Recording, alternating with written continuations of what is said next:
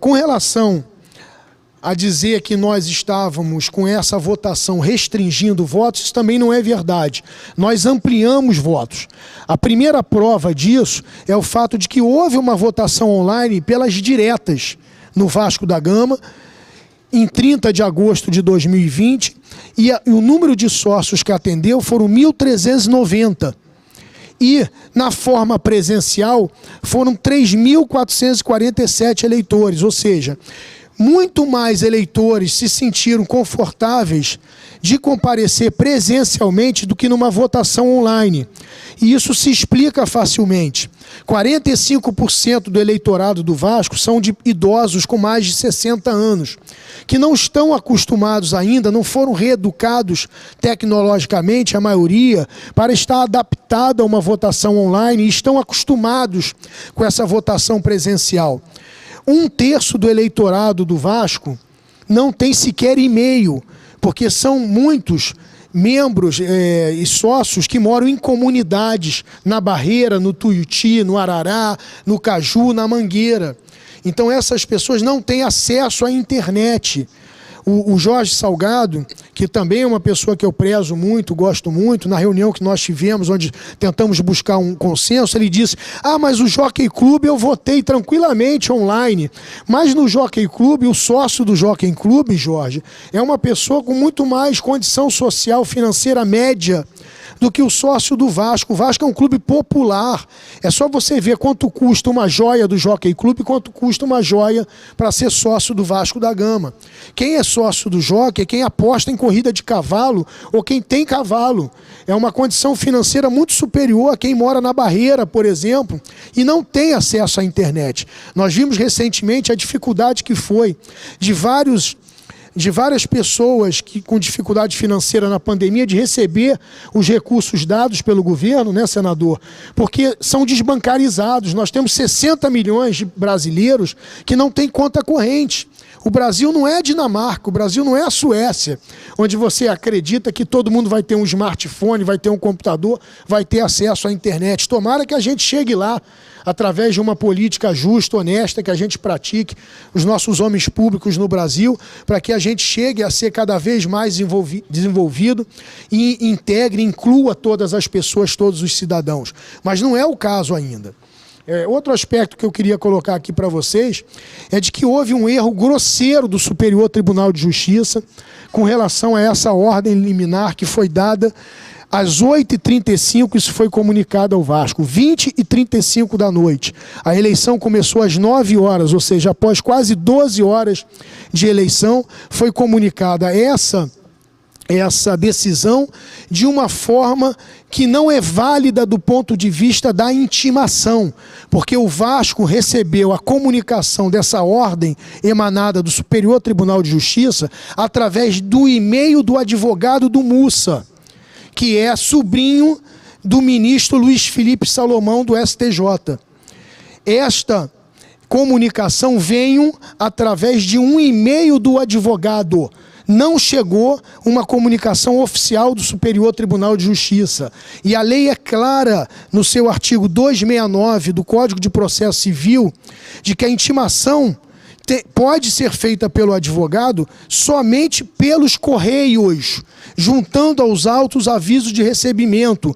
Então não existe previsão legal de advogado da parte comunicar uma decisão judicial por meio eletrônico. Isso não está previsto na nossa lei, logo essa comunicação não tem efeito algum e não teria, como não poderia, suspender a eleição de forma alguma, como efetivamente não suspendeu. Além disso, o Superior Tribunal de Justiça não teria jurisdição sobre a matéria. Não teria, pelo que está previsto no artigo 105 da Carta da República. A Constituição Federal é onde ela estabelece qual é a competência do Superior Tribunal de Justiça.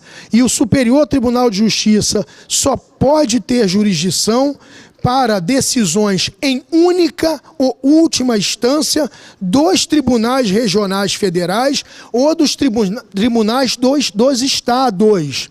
O Superior Tribunal de Justiça não pode revisar uma ordem dada por um desembargador do Tribunal de Justiça de um estado. Não pode, pelo que está previsto na Constituição. O Superior Tribunal de Justiça só pode revisar uma decisão dada por um tribunal, ou seja, um órgão colegiado, uma decisão monocrática de um desembargador de um tribunal do Estado da Federação, só pode ser revisada pelo próprio tribunal. Não sou eu que estou dizendo isso, é a Constituição Federal, a Constituição da República, no seu artigo 105, inciso 3. Está lá claro para quem quiser ler. Então, essa interferência do Superior Tribunal de Justiça foi uma interferência no Vasco política, porque ela não tem fundamento jurídico, em virtude do advogado, do senhor Mussa e do grupo da Sempre Vasco, ser sobrinho de um ministro do Superior Tribunal de Justiça, o doutor Luiz Felipe Salomão. Então, estão querendo enfiar a goela à gola do Vasco uma intervenção judicial externa política, sem respaldo na lei e na Constituição Federal. Nós temos aí a Sempre Vasco, basta entrar nos twitters da vida e veremos que existem desembargadores e juízes operando politicamente em favor desse grupo que quer tomar o poder no Vasco na marra, sem ter absolutamente nada a entregar para o vascaíno, o que envergonha a nossa justiça, envergonha a nossa sociedade e faz com que o Vasco seja alvo de chacota perante a sociedade civil, porque não se permite que o Vasco resolva os seus destinos e seja senhor do seu destino através dos órgãos competentes existentes dentro do clube, violando também o direito à autonomia associativa, senador, que é um direito previsto também na Constituição, seja no artigo 5º, seja no artigo 217, no qual os clubes de futebol, as entidades de associação desportivas,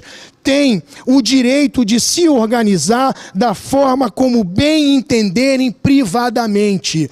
Nós não aceitamos, senador, uma intervenção estatal de quaisquer poderes da República para que o vascaíno não tenha o direito de democraticamente eleger o seu presidente na forma do seu estatuto, uma vez que o seu estatuto só prevê a eleição no formato presencial.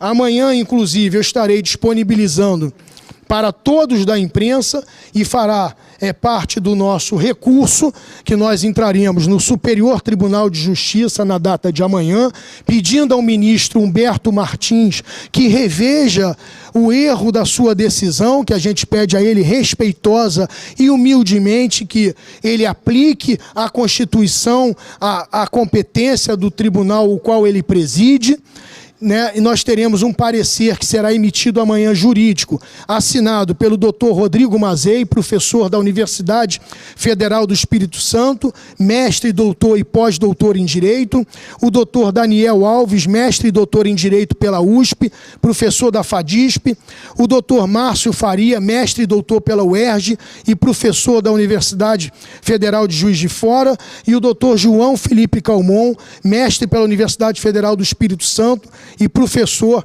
da ICE. Todos esses são grandes juristas conhecidos por diversos livros que já escreveram sobre a matéria e atestarão num parecer jurídico amanhã a sua insurgência com relação a esse erro grosseiro do Superior Tribunal de Justiça, desrespeitando a Constituição Federal e desrespeitando o Vasco ter o direito de construir a sua democracia através do que está previsto no seu estatuto.